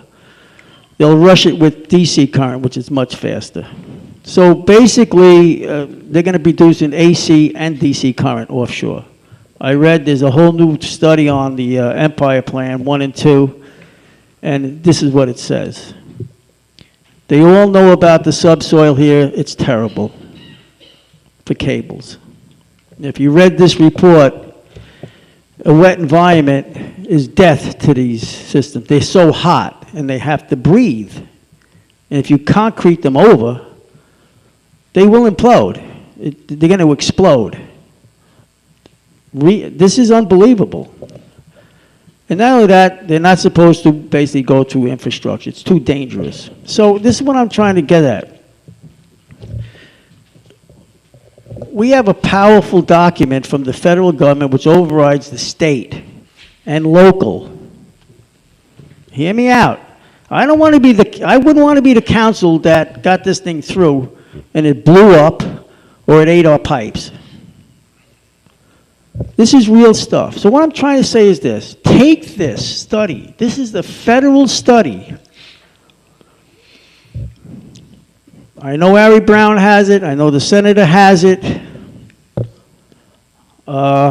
We have to get it out there. And I would, if I was up there, I would make a news release. I would make a news release that not only we never wanted it here and this and that, but we have something here that could destroy our city, and the federal government is on our side. You have a press release on that. This is dynamite. You know, Ronnie, you know the old adage, you can't fight City Hall, right? But in this situation, I think I could speak for all five of us. We are opposed to those cables and wires coming through Long Beach and opposed to that transmission line.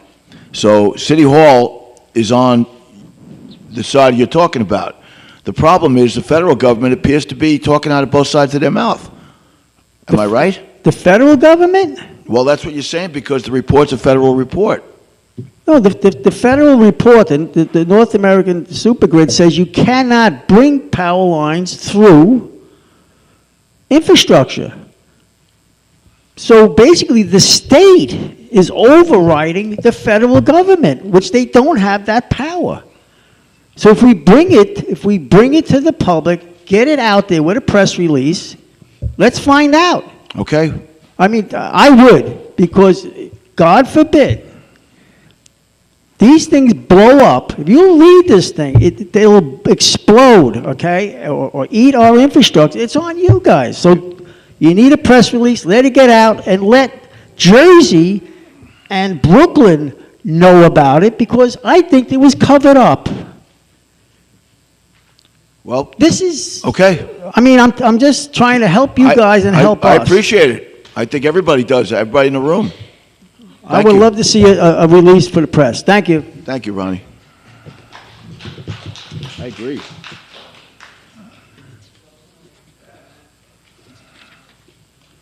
Eileen Hessian?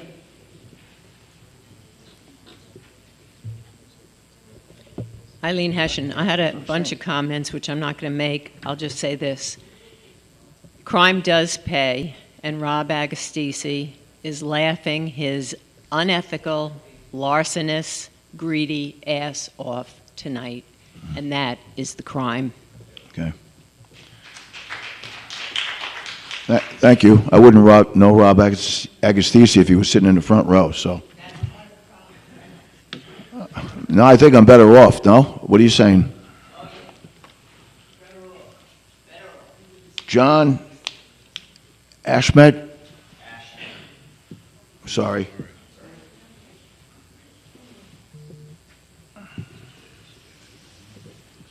John Ashby, 38 East Beach Street. Just going to bring up two things. One, my experience with outside and inside lawyers for Long Beach, current company accepted, has been lousy. You can hear me, so when you're documenting this, what I think is the wrong decision, but adults can disagree, be very careful, because we lost Haberman because some lawyers missed the deadline. And we got into that tax fight with iStar because someone didn't just put, and I'm a lawyer for 30 years, a simple provision in the contract that said, where it said Long Beach would support their seeking tax breaks. No one put reasonable tax breaks, and they came, and iStar, you don't need to know the history, maybe you were involved, Denise and I were, said, we're going to bring all this tax money, you should let us have our zoning changes. 5 minutes after they got the city's approval, they applied for a $128 million tax break. Bad, horrible lawyering. In fact, I don't know how people were not sued for malpractice or fired. Please be very careful. I don't know who it's inside or outside. Quite honestly, I have no trust. Make sure Roy's looking at it too. Two, I just had a garbage question. I could reach to Mr. Creighton separately. We live in an incredibly windy town. I've been here 20 years. I'm still shocked when I walk out on mornings and there's 50-mile-an-hour winds and it's the paper day and people don't have their paper in cans and they have them not cut up. And it happened, I took pictures, I was going to send them to you. On April 2, I was picking up trash on my dog walk 2 blocks from Edwards to Long Beach Road, Penn to Beach Street. There had to be 50 tons of paper all around because people didn't put their stuff. I mean, it's just so incredibly stupid. And what I was wondering was whether you could maybe do once a quarter a robocall. I think it's pretty cost effective to remind people of such simple things of being civilized in this town and doing your civic duty, because it's just ridiculous. And the same thing, make sure we get cans out now that we're getting into season, more people going to the beach. The cans on my corner are there for 3 months, then they're gone for 3 months, and I live just between Riverside and Edwards. Same, they're big thoroughfares, and then people have nowhere to put their trash, and guess where it ends up? So if you guys could do that, it'd be really great. Thank you very much, and good luck, gentlemen. I wish you the best success. Thank you. I will come back if you ever issue bonds to lower taxes. That's next time you'll see me, so please don't do that. I just want to comment. We've got just about 3.5 months under our belt, the three of us right here. And this case, this Agostisi case, has been festering for over 4 years. Dennis Cohen arrived last year, and when did you arrive? April or May? He's not to blame. I didn't. Okay. I didn't say I didn't say that. So I'm not trying to absolve us of any guilt or any problem, but this was a difficult thing to decide, and it was not taken lightly. I just want to assure you, and your admonition about being careful about the legal representation that we get, certainly well taken. I appreciate it. Thank you, and best John, luck. I have to echo that, because if you look at most of our cases where we've paid money, we haven't fought them. We've settled. We have a history of that. We have a reputation of that. And for some reasons, the attorneys that we hire just, I'm not talking about present company, I'm talking about the outside counsel, seem to look at us as the golden goose. And You know, I'm sure you remember before I was on council, I was constantly asking about what we were paying for the attorney's fees. And, you know, you also have to remember when we were trying to settle Haberman, we got $3-something million from the state to spend on attorneys and accountants. So it's just not this case that costs so much. I mean, we have spent millions and millions of dollars, but none of it goes to litigation. It just doesn't. And then, you know, I know in my office we'll go to the Court of Appeals if we get the opportunity. You don't quit, you know. I think don't hire clubhouse lawyers, either Democrats or Republicans. That'd be the first best step. Yeah, but the other thing that bothers me is when you make a decision based on financial circumstances and forget the morality of it. That's exactly what happened. And I know you're old enough to remember the unsafe at any speed case, where it was where Ford, they had a Pinto, and they had, you know, if people got hit in the back, they would burn to death, you know, because of the gas tank. And Ford decided that it was cheaper to settle those cases than correct it.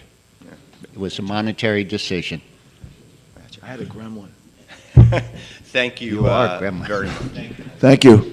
Christina Kramer.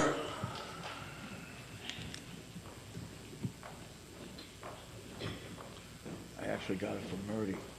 He gave it to me. Kidding. Hello again, Christina Kramer. So first, I'm a little bit salty that my appointment to the Environmental Advisory Committee did not receive the level of attention that Mr. McQuaid did, or an agenda item. They're afraid of you.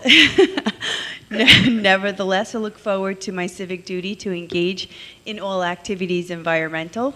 So yesterday, we went to the, I attended the PSE&G meeting with these fine ladies over here. And, you know, you're not allowed to talk or ask questions. So just for the people who don't understand, PSE&G is going to be running electric transmission conduit down Lincoln Boulevard and East Harrison, I'm sorry, which... feeder cables, I believe. Well, there's not conduit. transmission. You know, it's electric cables that are going to a small substation that we, just adding power to the grid that we have existing. And it was good for me to be there because even though I was there, I still had people asking me, is it something to do with Equinor? And ironically, it's the same pathway, which makes our group nervous, of course, because they want to run high voltage cables in the same pathway. So the questions that I have are they going to be doing soil testing, and are they going to be passing that information to subtractors? And if there are subtractors, who's hiring the subcontractors? Excuse me. And then who is PSE&G sharing this data with? And would you know, like, we want to know if it's going to reach other parties.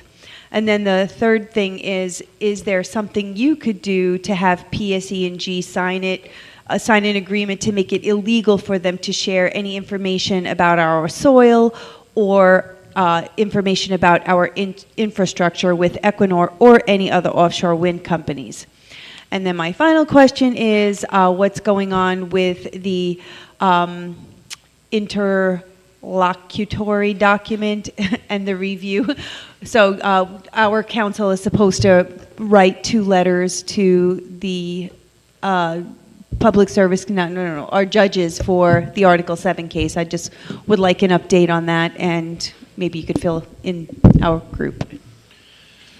All right, so I've had conversations with your counsel and my outside counsel, or our outside counsel, and we are working on a draft.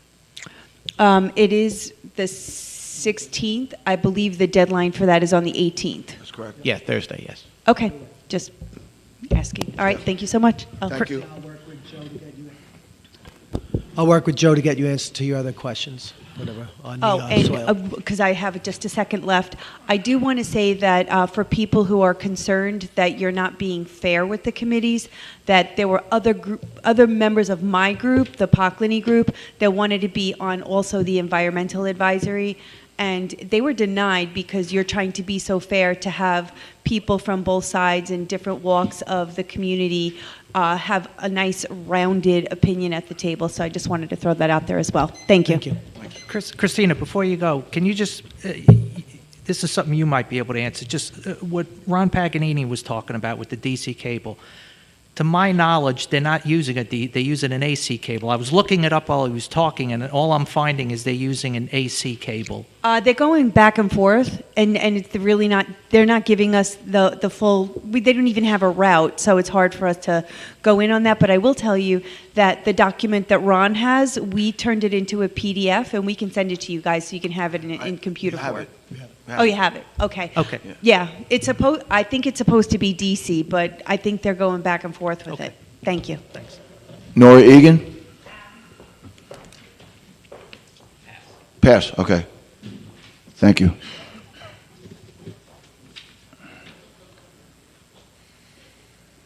Mindy Dahlberg?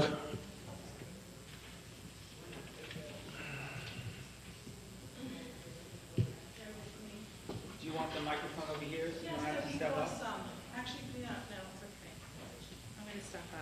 Thank No you. stuns. Whew.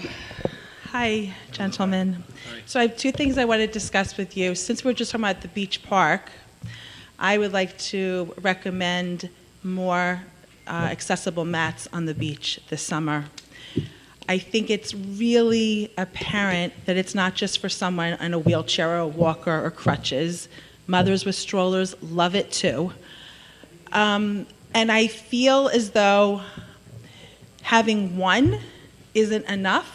Kind of dump somebody with a wheelchair just here. Maybe we could have a couple beaches that have two so they could get a little bit closer to the water. I understand that you can't go all the way down to the surf line because I've done this for years. So that's what I want. I think everyone should have accessibility on every beach, and the Moby mat should not be on three different beaches. I'll look into it. Joe, I believe we bought a few more of them for this year, right? I think it's almost every one of the walkways that we have. Okay. If you could Did I give my name? Oh, Mindy Dovberg. I mean, just Joe. If you could, Joe will come to you. Hi, Joe. Thanks. Okay. So my second thing is the Art of Wellness was this past weekend, and it was Thursday, Friday, Saturday, and Sunday, and it was very heavily attended. I sent a message and an email to all of you to post it on the website. Mr. Creighton and I saw each other at the NeuroFit opening, grand opening, or ribbon cutting. So you mentioned the words details posted on our website. How do I get the Art of Wellness Year 4 in 2025 on your website? I'll work with John to make sure that gets on. John, make sure we reach It is out. wellness for the community, and it's not stopping. We're going to go to 20 years. So thank you. Thank you. Thank you. Thank you.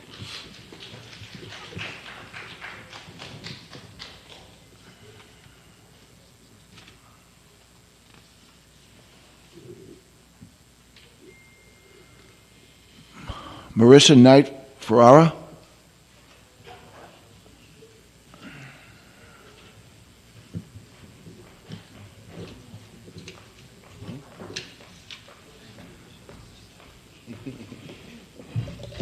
Okay, thanks for having me again.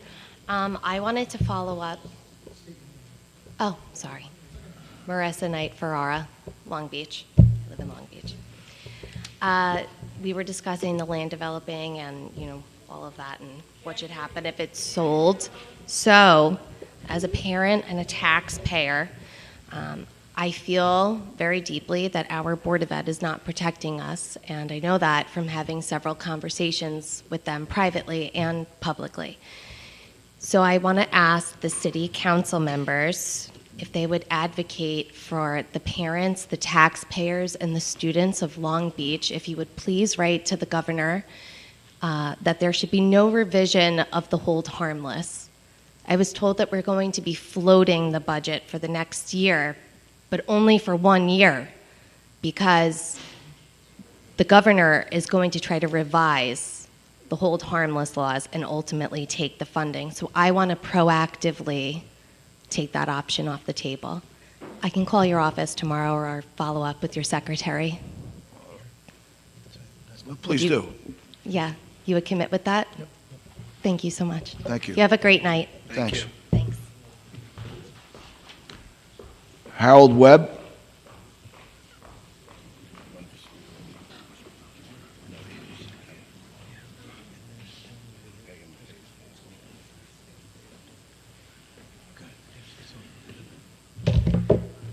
Good evening.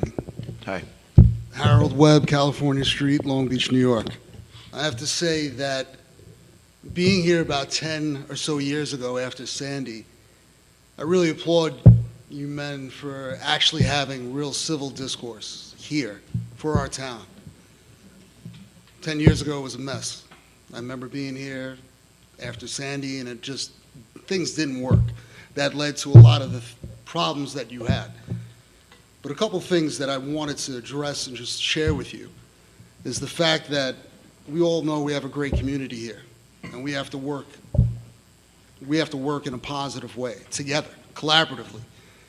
And I think that some people tonight were talking about how we cannot do the things in the past and keep that for the future. Punch the bully in the face, like Denise said. That leads us to basically how our community acts.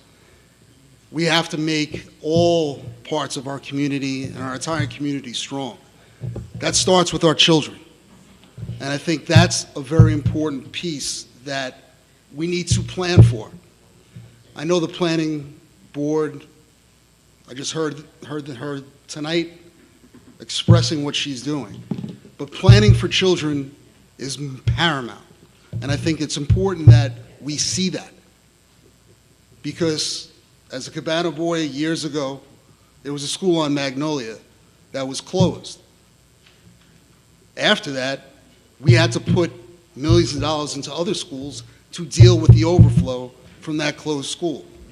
We can't forget that. We have to remember the past and not repeat the mistakes we made. And I think that's important, and I implore you to remember that going forward, because I'm going to make a point to be more involved with a lot of these decisions moving forward, because there's nothing more important than this community that I've been a part of for a long time. A homeowner for over 15 years, and I think it's imperative that we see all of the issues and understand that if we're going to think about the future, that it always starts with the next generation. And a lot of people aren't thinking that way, and we're making short-sighted decisions. And I'm glad that I see you here, because I think that there is positive energy moving forward for us. All right, thank you. Thank you very much. I agree. Phyllis Labute. Sorry. I know who you are. I'm sorry, I got your name wrong. Hi. I just want to say that when you speak about toxic or dirty politics, I want you to know that it was John Bendo and his team who were the brooms that swept this city clean. And I'm delighted that you people seem to be functioning like a group of grown-ups. But the past council was an excellent council that may not have done everything right, but for sure they did nothing wrong in the terms of anything that was illegal. And you have to know that when people hire a city manager, they trust him, just as you trust Dan and the city trusts Dan. And that's what happened. And then I don't know whether that council, way before, but I remember Todd Kaminsky coming up here and saying that the change of that council that John Bendo led was the sunshine and the disinfectant that cleaned up this city. So we have to thank them for that, and I'm delighted that you five are working together as well as you are, and thank you. Thank you. That was our last guest. Thank you, everybody, for coming out. It's been a long one tonight. Appreciate it. Please arrive home safely.